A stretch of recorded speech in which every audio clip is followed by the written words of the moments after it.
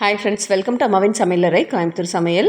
இன்றைக்கி மொச்சை கத்திரிக்காய் கருவாடு போட்டு ஒரு சூப்பரான குழம்பு எப்படி செய்யலான்னு சொல்லி பார்க்கலாம். இது செய்கிறதுக்கு அடுப்பில் ஒரு கடாய் வச்சுக்கோங்க. கடாய் நல்லா காயட்டும். 3 ஸ்பூன் அளவுக்கு நல்லெண்ணெய் சேர்த்துருக்கேன். 1 ஸ்பூன் வெந்தயம் சேர்த்துக்குங்க.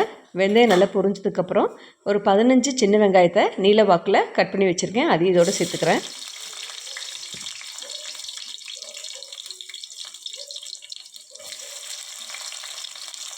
ஒரு கைப்பிடி அளவுக்கு கருவேப்பிலை சேர்த்துக்குங்க. இன்றைக்கி மொச்சை சேர்த்து செய்கிறோம், அதனால் ஒரு 10 பல் பூண்டு இதோடு சேர்த்துக்குங்க. இது எல்லாத்தையுமே நல்லா வதக்கி விட்டுடலாம்.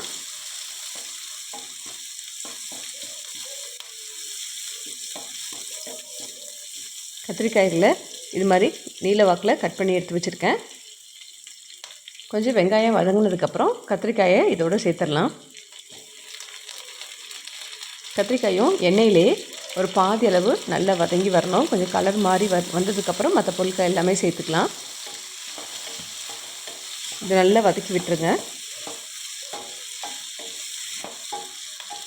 நான் இன்றைக்கி காஞ்ச மொச்சையை வச்சு தான் இந்த குழம்பு செய்கிறேன். அதனால் மொச்சையை ஒரு 8 மணி நேரம் நல்லா ஊற வச்சு குக்கரில் 2 விசில் விட்டு வேக வச்சு எடுத்து வச்சுருக்கேன். குக்கரில் சேர்க்கும்போது கொஞ்சம் உப்பு மட்டும் சேர்த்து வேக வச்சு வச்சுருக்கேன். இந்தளவு நல்லா வெந்து வரணும். பாருங்கள், இப்படி அமுத்துனா அமுங்கி வர அளவுக்கு நல்லா வெந்திருக்கணும். பச்சை மொச்சையாக இருந்தால் இந்த ஸ்டேஜில் அப்படியே பச்சை மொச்சையை சேர்த்து வதக்கி விட்டுக்கலாம். கொஞ்சம் கத்திரிக்காய் வதங்கினதுக்கப்புறம் மொச்சையை சேர்த்துக்கலாங்க.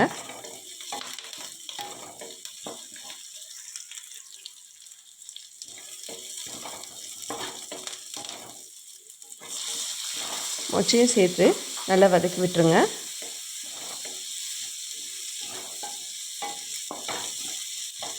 இந்த குழம்புக்கு தேவையான மசாலா பொருட்கள் சேர்த்துக்கலாம். அடுப்பை சிம்மில் வச்சுட்டு 1 ஸ்பூன் அளவுக்கு மிளகாய்த்தூள், 2 ஸ்பூன் அளவுக்கு மல்லித்தூள் சேர்த்துக்குங்க. 1/2 ஸ்பூன் மஞ்சள் தூள், தேவையான அளவு உப்பு சேர்த்து நல்லா வதக்கி விட்டுருங்க. மசாலா எல்லாமே எண்ணெயிலேயே வதங்கும்போது குழம்புக்கு வேண்டிய கலர் நல்லா கிடைக்கும்.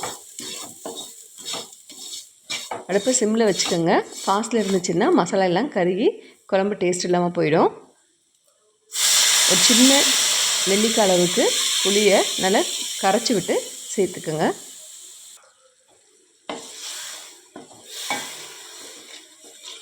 காயெல்லாம் இதில் வேகட்டும், புளி தண்ணியில் வேகட்டும். நம்ம அதுக்குள்ளே தக்காளி தேங்காய் அரைச்சிட்டு வந்துடலாம். ஒரு சில அளவுக்கு மட்டும் தேங்காய் எடுத்துக்கோங்க. 4 மீடியம் சைஸ் தக்காளி எடுத்துருக்கேன். 2ஐயும் சேர்த்து நல்லா அரைச்சிட்டு வந்து இந்த குழம்புல சேர்த்துக்கலாம். தேவையான அளவு தண்ணி சேர்த்துக்கோங்க.